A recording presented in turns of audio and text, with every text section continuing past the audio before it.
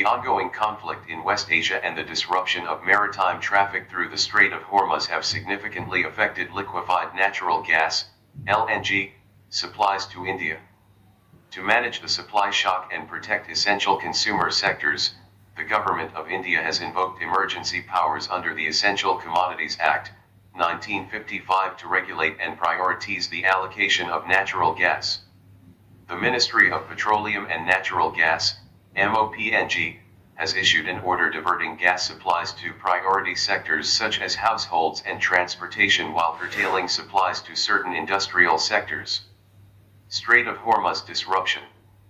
The Strait of Hormuz, a narrow waterway between Iran and Oman, connects the Persian Gulf with the Gulf of Oman and the Arabian Sea. It is one of the most critical energy choke points in the world, as it handles about 1/5 of global liquid petroleum consumption and LNG trade. Over 50% of India's LNG imports from countries such as Qatar and the UAE transit through this route. Cargoes moving through the strait account for about 30% of India's total gas consumption. With Iran warning ships against transit and attacks reported on vessels, maritime movement has nearly halted, disrupting LNG shipments to India. India's dependence on imported gas. India's energy system is significantly dependent on imported natural gas. Out of the total gas demand of about 190 million standard cubic meters per day, MSCMD, around 50% of this demand is met through LNG imports. LPG imports meet nearly 60% of India's requirement. Over 80% of LPG imports also pass through the Strait of Hormuz. Thus, geopolitical disruptions in West Asia have direct implications for India's energy security. Government measures to manage the gas shortage. Invocation of the Essential Commodities Act, the government used emergency powers to regulate gas distribution, ensuring essential sectors receive adequate supplies while shifting the shortage burden to non-priority sectors. Four-tier priority allocation system. The MOPNG created a four-category priority system based on average gas consumption over the past 6 months. Priority Category I, 100% supply, due to their direct impact on citizens, PNG, piped natural gas, for households, CNG for the transport sector, gas used for LPG production, gas required for essential pipeline operations. Priority Category II, 70% supply. Fertilizer plants. Gas allocation is strictly restricted for fertilizer production only, and units must certify compliance through the Petroleum Planning and Analysis Cell, PPAC. Priority Category III, 80% supply. Tea industries, manufacturing, and other industrial consumers connected to the national gas grid. Priority Category IV, 80% supply. Commercial and industrial consumers supplied through city gas distribution, CGD, networks. Curtailment of gas to non-priority sectors. To divert gas to essential sectors, supply to following industrial users has been reduced. Petrochemical units. Gas-based power plants. Domestic gas consumers from difficult blocks.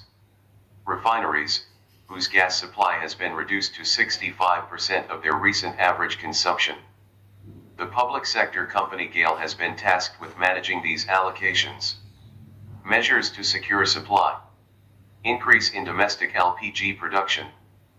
The government directed refiners to maximize LPG output by using propane and butane streams. This has led to a 10% rise in LPG production. Private companies such as Reliance Industries Limited, RIL, have also pledged to increase LPG output from the Jamnagar refining complex. Prioritization of domestic consumers. India has over 33 crore domestic LPG consumers, making uninterrupted household supply a top priority. Measures include prioritizing domestic LPG over commercial LPG users, example hotels and restaurants. Increasing the minimum refill booking gap from 21 days to 25 days to prevent hoarding. Ensuring daily distribution of about 60 lakh LPG cylinders, unchanged from pre-crisis levels.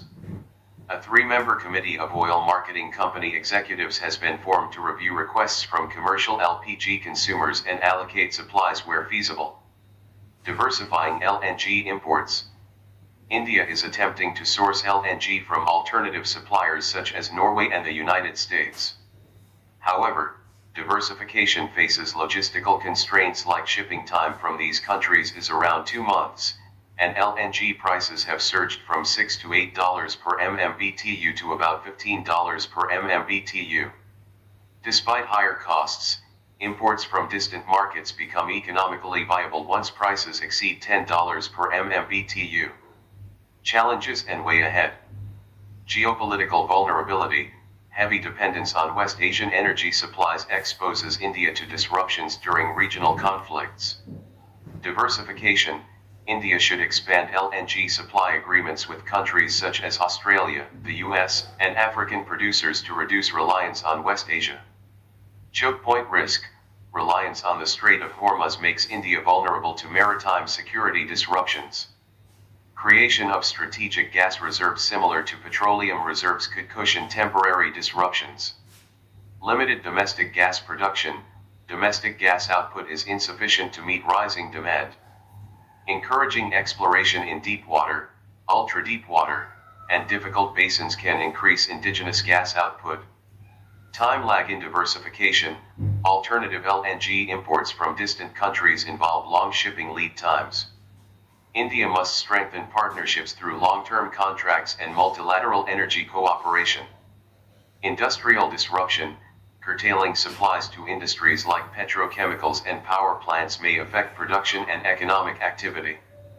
Accelerating solar, wind, and green hydrogen initiatives can reduce dependence on fossil fuels. Conclusion. The disruption of LNG supplies due to the West Asia conflict highlights the fragility of global energy supply chains and India's vulnerability to geopolitical shocks. The crisis underscores the urgent need for energy diversification, domestic production enhancement, and resilient supply chains to ensure long-term energy security for India.